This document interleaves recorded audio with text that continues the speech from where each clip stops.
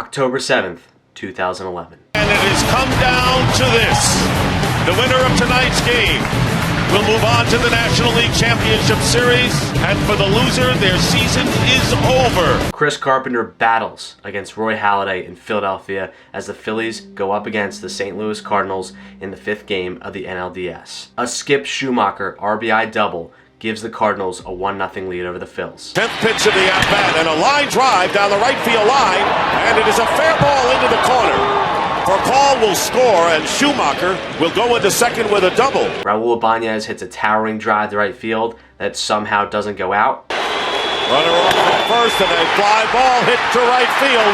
Lance Berkman on the warning track, and he makes the catch to retire the side. And Ryan Howard tears his Achilles, and the Phillies end up losing 1-0 to the Cards and do not move on in the postseason. From there, many losing seasons. Heartbreak, suffering, all of the above. The Phillies experience it for the next 11 years until today. 3-2 pitch, swinging a fly ball, shallow center field. Coming on is Marsh, still coming on, makes the catch. The ball game is over. The drought is over after 11 seasons. The Philadelphia Phillies are going back to the postseason. They'll represent the National League as a wild card representative. That's right, the Philadelphia Phillies have made the 2022 postseason finally. After 11 years, they are back in it, and they are in the dance. Get excited, get hype. I knew it was going to happen. I believed. There were some moments where, things were definitely trending down in the wrong direction. Getting swept by the Cubs a few weeks ago wasn't great, but you know what? This team was able to win when it mattered most. And that is really the perseverance and managerial leadership of Rob Thompson, getting guys like Kyle Schwarber in the offseason, who has absolutely carried this team moments during the season. 46 home runs and leads the National League, and he stepped up big time the other night against the Astros. Bryson Stott, talk about a rookie who has played up to his potential in the second half of the season.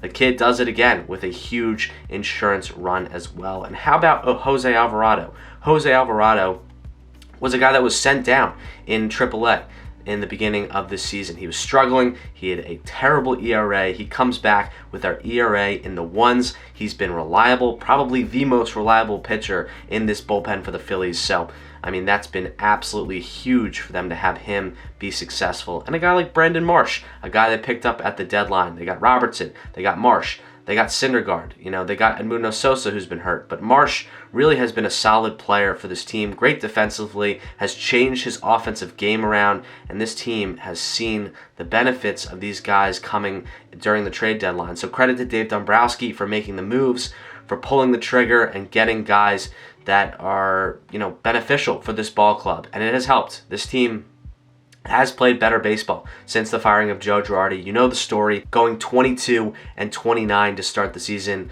under Girardi. He gets fired. Rob Thompson comes in. Immediately, the vibes change. He kind of doesn't put too much pressure on the team. He's got a nice relaxed approach as a manager, and I think that these guys really responded to that. They want to win for Rob Thompson, and they have won for Rob. So that's definitely seen a change in the locker room. You see a lot more jovial happiness in this clubhouse, and that has been huge for this baseball team. And how about Aaron Nola?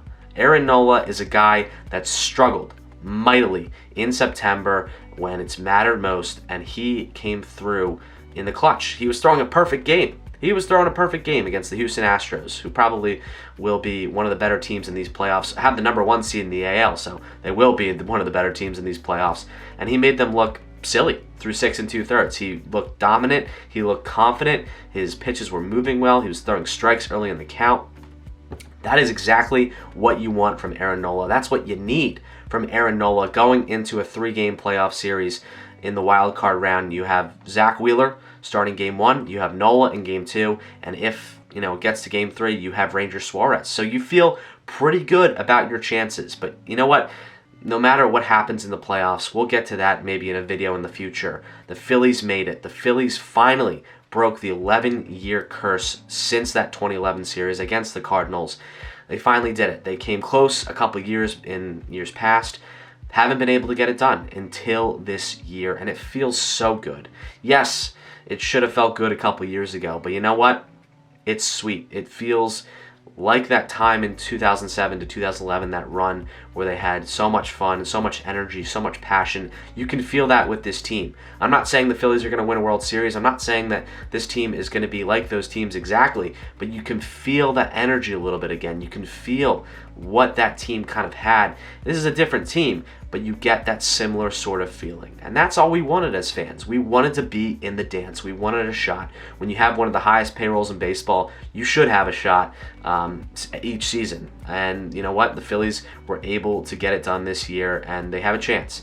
They have an opportunity here to go up against either the Mets or the Cardinals in these playoffs. We'll know soon enough. I'm recording this a couple days before the season wraps up. And I'm just thrilled.